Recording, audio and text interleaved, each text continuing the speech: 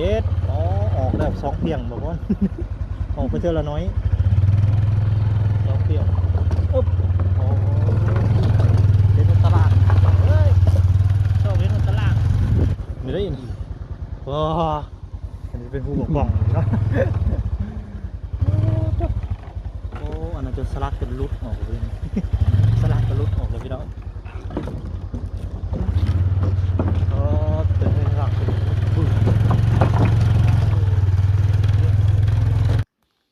หอมเลยหอมจะขึ้นแบบดอกหักบ่แม่นดอกยังก็กับป่าดอกจำปากับดอกไก่เน่าแต่ว่าต้นนี้จะหอมหวานได้ต้นนี้หอมอ่อนเนาะหอมอ่อนหอมหวานค่ะกะลิตัวนี้หอมหวานสุนๆบัดย่องก็เป็นหอมไว้ไล่แต่ผมเอาโค้งแท้โอ้สบายดีเด้อสบายดีสบายดีไปใส่มาจะไปหาพ่อโอ้ยได้บ่ไปเดี๋ยวไปรอได้ไปหาเห็ดเพาะ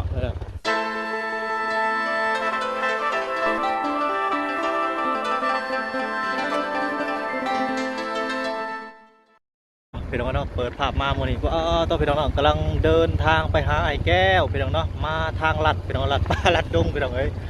สวัสดีพ่อแม่พี่น้อง FC กันบนสุขุสุคนเด้อพี่น้องเนาะตอนนี้กำลังเดินทางพี่น้องเข้าสู่ทางแดงหรือว่าทางลัดเนาะเข้าไปนี่ก็โอ้จักกิโลสวัสดีบ่พรเด้อโดยมาแต่บ้านบ่น้อยนี่กับฮอดเมืองซนนี่จักลักบ่พร70 กว่าลักเนาะ7บ้านนี้เข้าไปทางที่ต้มพี่น้องทางแดง เพราะว่าก็มาได้สักพักนึงแล้วพี่น้องเนาะทางแดงอันนี้ตอนนี้เข้าทางยากสู้เข้าทางยากแล้วพี่น้องไอ้บ้านนี้เนาะก็จะมีต้นไม้หลายชนิดพี่น้องแถวนี้บ่น้อยสะอ้อนแต่ไม้พี่น้องไอ้โอ้โหแบบไม้เสือกไม้จิกไม้กุ้งที่ว่าเพิ่นเฮ็ดเฮือนนะพี่น้องไม้แป้นไม้หยังนะโอ้ครบสุดเลยได้แถวป่านี่พี่น้องเนาะเขาว่าฝนตกนี่ไปลื่นเลยพี่น้องเอ้ยฝนตกนี่ เดี๋ยวมาทับปีน้ำพี่น้องเอ้ย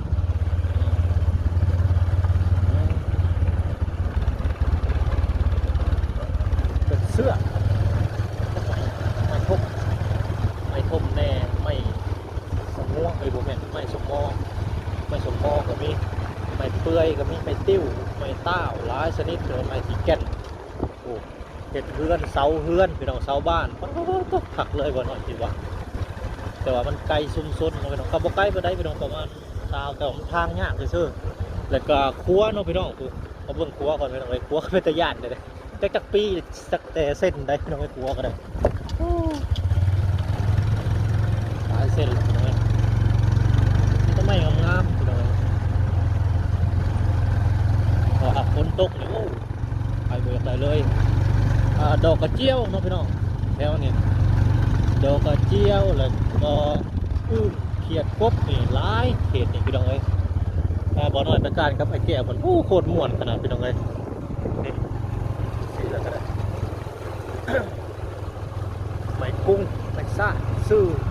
ทีเดียวเลยไม่ไหวลืมสื่อไม่เหมือนนี่แต่กระซ่าบ้านเนี่ยโอ้มันตัดโอ้ไม่กันเนาะเอาไปเลื่อยขายเฮ็ดบดเนาะบอกว่าเฮ็ดบดเฮ็ดขาวเนี่ยมันต่อที่ว่ามันตัดไม่มันหมักเกิดแต่มันเองต่อเนี่ยร้าย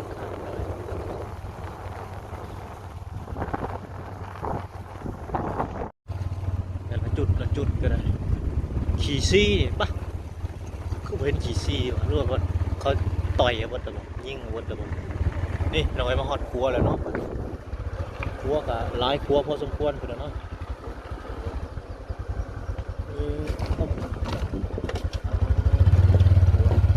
อย่างนี้จะพูดได้สิสุกดีบางดอกลงไม่แดงพี่น้องเนาะไม่แดงก็มีพี่น้องเลยถ่ายบรรยากาศธรรมชาติให้พี่น้องเบิ้งพี่น้องเลยไปหอดเงินในแก้วว่าสันคะนี่แหละธรรมชาติป่าไม้ดุงดิบพี่น้องเลยเราไปเที่ยวแถวนี้ป่ะจะได้เป็นราคาอยู่จุดสูงทงละ10,000 กีบพี่น้องเนาะตกเป็นเงินบาทสักเท่าไหร่ประมาณ10,000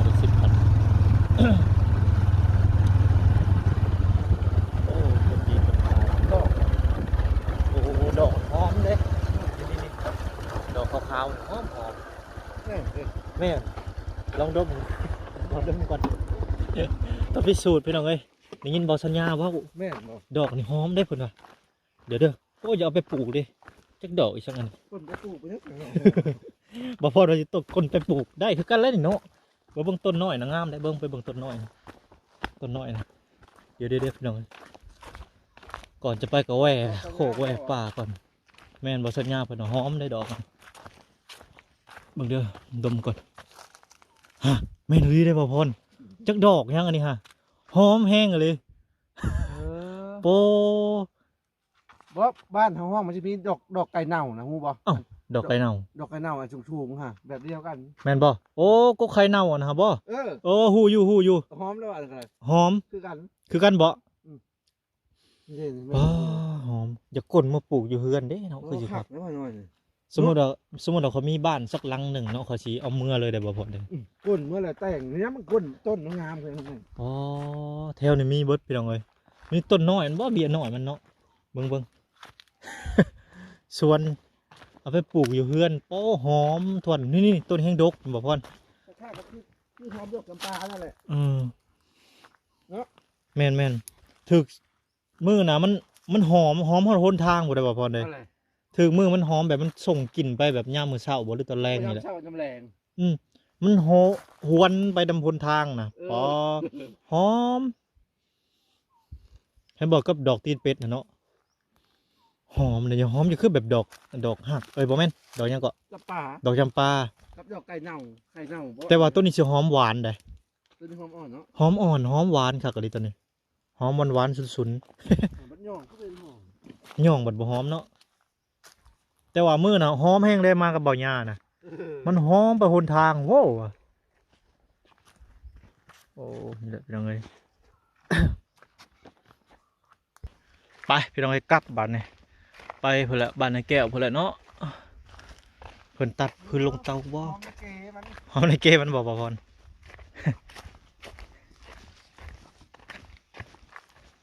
อดใจบ่ไหว้พี่น้องเนาะเห็นดอกไม้หอมก็จะได้แหว่ คักอยู่แบบสิโอ้ตัวแต่ทางเมืองซนเขามาทางแดงนี่ประมาณจักกิโลเนาะ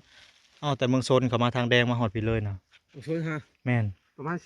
40เนาะ 40หลัก 40ว่าแสดงว่าแต่ทางย่างบ้านเฮาน่ะ60บัดบ่ เพราะว่ารวมแล้ว100หลัก อ๋อรวมแล้ว100ลักเนาะจะได้ว่าทางขีดละลายไป40โล 40กิโลเนาะ แม่นละยามพลไปก็บ่ได้เดี๋ยวสิถ่ายยามพลทางห้อง แม่นมายามพ้นเดี๋ยวสิอัปเดตเบิ่งใหม่อีกพี่น้องเอ้ยตอนนี้คือว่ามันแห้งแล้วมื้อหน้ามายามพ้นก็บ่ได้อัปเดตพี่น้องเอ้ยต่อเจือกซ้ายเจือกขวา ไปน้องลุยต่ออันนี้ถือว่าดีได้นี่เนาะทางตะกี้ยังบ่ได้ดีได้แม่นบ่ตะกี้น่ะโอ้บ่ได้มีเป็นแนวนี้ได้ล้มรถจักรเนาะล้มแต่รถจักรไปผมบ่ได้ล้มรถไถน่ะล้มรถไถยังป๊อดโต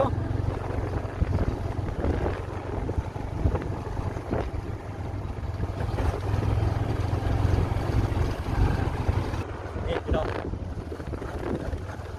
ฝนตกบ่ตกฝนกันเนาะ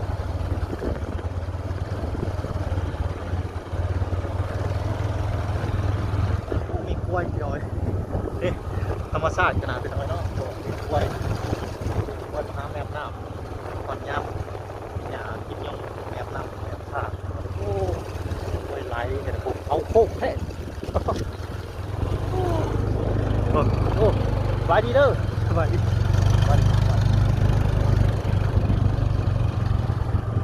เย็นแล้วเราไปอากาศเย็นแล้วลดฝนดินลงหน่อยนะ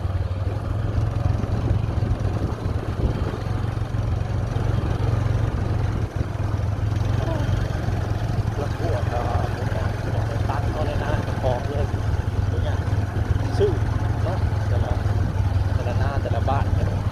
ไปจะได้เห็นทั่วให้เจ้าของสวรรค์หน้าไผก็มีเด้อหน้าบ้านไผก็มีเบิดติดเตาก็มี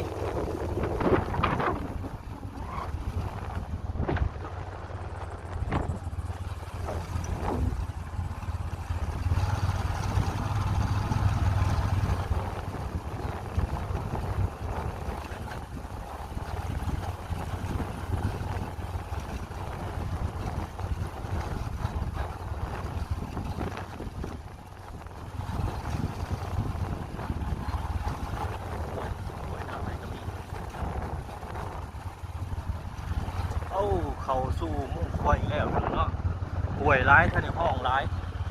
โอ้เพิ่นเฮ็ดเตาพี่น้องเฮ็ดเตาไม่กับบ่อึดพี่น้องเนาะเฮ็ดแล้วก็เอาไปส่งอยู่บ่อนจุดซุ้มพอหรือว่าบ่อนเพิ่นขายให้โอ้บ่ใต้หัวเลยบ่ย่านหัวหักพี่น้องเอ้ยโอ้ควายก็เต็มพี่น้องกล้าใส่หัว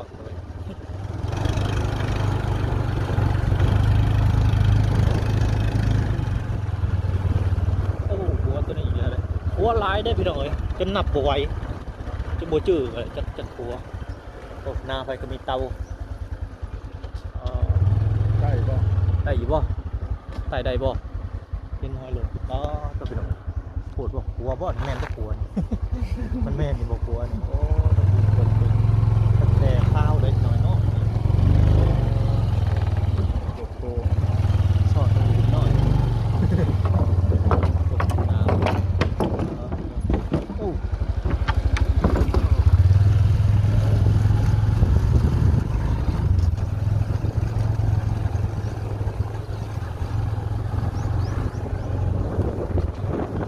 บริษัทยังบริษัทแต่ไม่อายุเด็กใกล้จะพาทุกใกล้กัน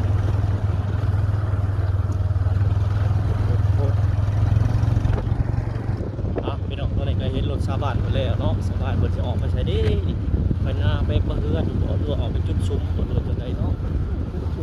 จุดซุ้มตัวเนาะอ๋อแล้วไปแล้ว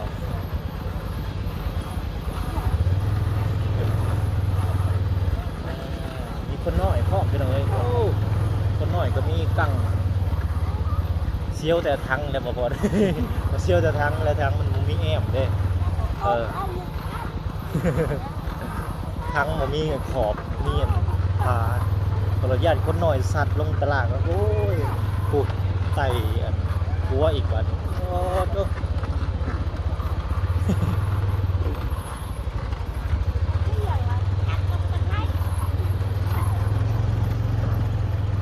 โหสบายดีไปซ้ายมาจะไปหาโอ้ยได้บ่ไปเราเลยพอได้ไปหาเห็ดเพาะมาจะหาเห็ดเพาะเนาะหัวก็ได้พี่น้องว้าวเฮ้ยให้เรากวนอ๋อสบายไปหาเห็ดอ๋อออกได้2เพียงบอกว่าออกไปเท่าละน้อยเพียงอุ๊บโอ้เล่นตลาดเฮ้ยชอบเล่นตลาดโหดเกินเรื่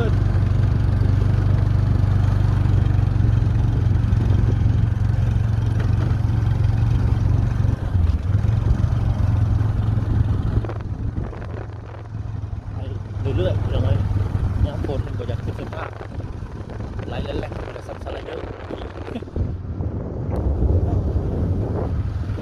โอ้พ่อครัวอีกแล้วพี่น้องเอ้ยมีแต่ครัวบุกน้ำพี่น้องเอ้ยน้ำอยู่ลูกบุกเขียนปลาเนาะบุกเขียนปลาอยู่ธรรมศาสตร์ของที่จุดขาย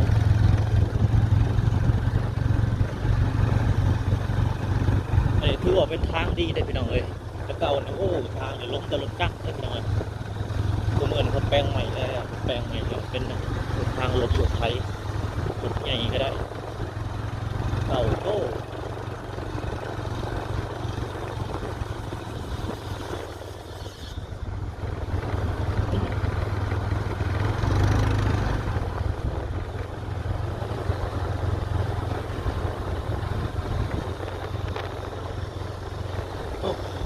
พ่อครัวอีกวันนึงครัวอีกแล้วน้องเอ้ยจนลืมหนักเลยจนลืมจะมีจะขวด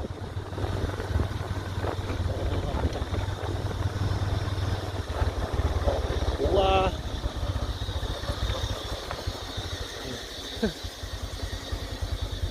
ต้องหมดลุ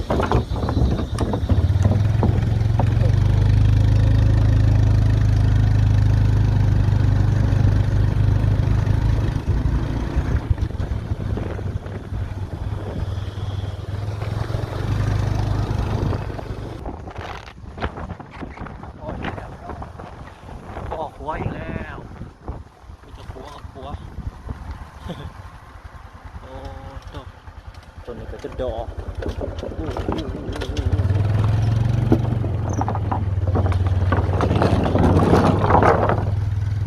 ต้นกระเด็นไปลองไอ้ไต่กันเลยไม่ยังกระเด็นอยู่ตั้งฟ้า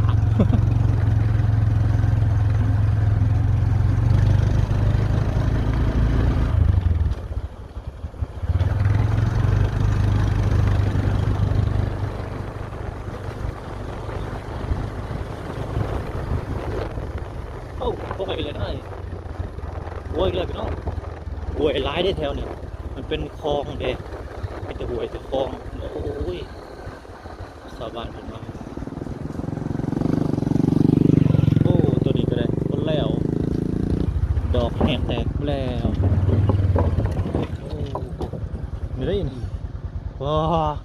อันนี้เป็นหูหมกกล่องเนาะโอ้อันนั้นจะสลักจะลุดออกเลยสลักจะลุดออกเลยพี่น้องอ๋อเป็นสลักเป็น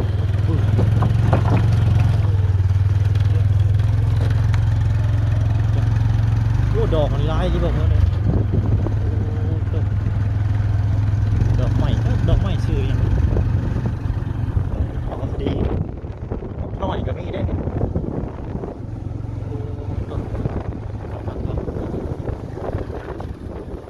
โอ้เฮ็ดอีกแล้วขวาจะลืมไปหน่อยจะไม่จะขวา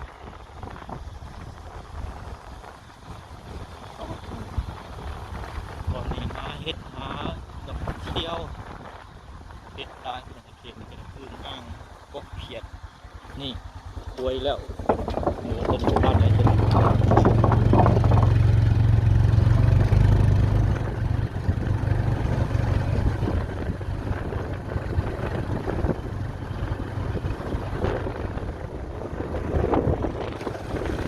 ยังบอกก่อนคืออะไร คือยังบอกก่อนคือเป็นกองน้องๆมันดูประมาณดูกันจังเลยเป็นเอาหมอกหินกองไว้กองแล้วก็มีดอกไม้แล้วก็มีโทดอกไม้นั่นน่ะ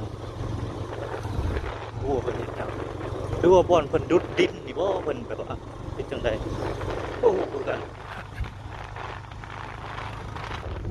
ตอนนี้ก็ออกมาหอดตรงไห่ตรงนาแล้วน้องพี่น้องเนาะมาสอดหมู่บ้านแห่งหนึงน้องพี่น้องก็ตอนนี้ฝนตกหนักก็จังจะขี้ต้มตกไหนตกกาตกลำน้ำเนี่ย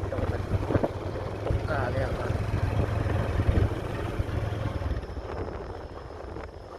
โอ้โห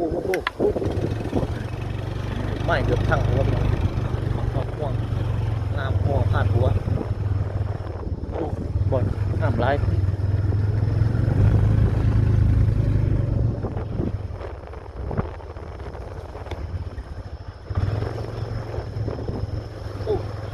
ก็นี่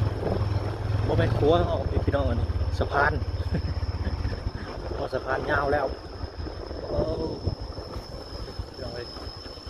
พอสะพานขามแล้วมาเนี่ยโอ้สูงลิตรเลยอ๋อโตสูงแห้งลิตรเป็นน้ำพลานหินเลยพี่น้องทักลิตรสูงฝนตกหนักโอ้น้ำหนาว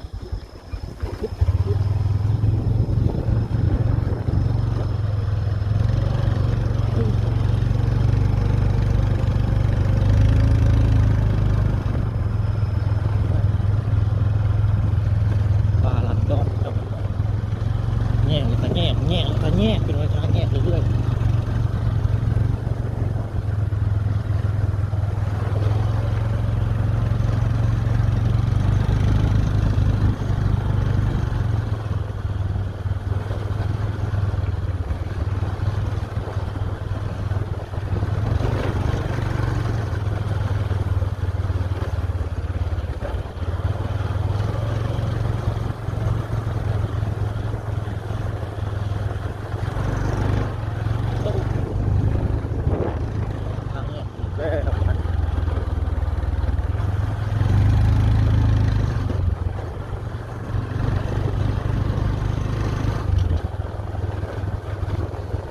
เงียบหลายทางแต่น้องมีแต่ทางแง่โอ้ ลมพุดลมพุดโอ้โห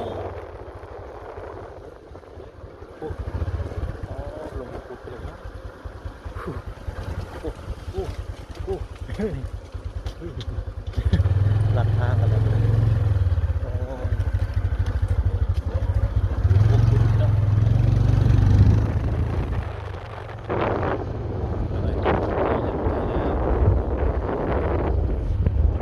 มาอีกแล้วพี่น้องบัวเนี่ยโอ้โหไหน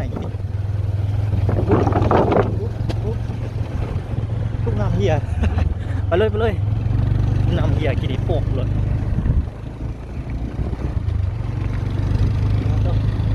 คือสิเป็นครัวสุดท้ายสุดครัวสุดท้ายแล้ว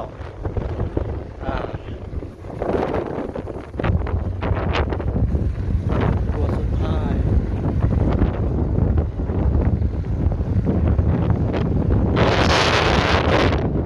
โอเคนะพี่น้องตอนนี้ก็ออกมาฮอดจุดสูงเป็นที่เรียบร้อยแล้วพี่น้องเนาะ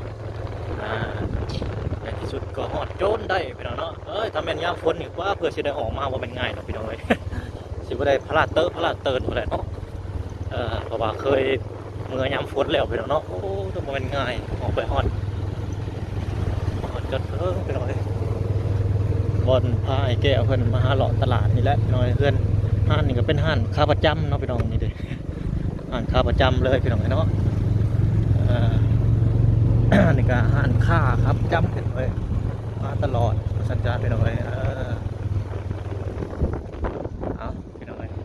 ก็มาฮอดจนถึงเดี๋ยวบ่น้อยไปฮอดเพื่อนไอ้แก้วบ่น้อยก็สิอัปเดตไอ้แก้วต่ออีกพี่น้องเนาะกินข้าวกินน้ำแล้วก็อัปเดตเลยพี่น้องเลยซะพี่น้องไปพบไปพ่อกันพุ่นแหละเพื่อนไอ้แก้วพุ่นแหละเนาะโดยสำหรับคลิปนี้ก็ขอตัวไปก่อนทาง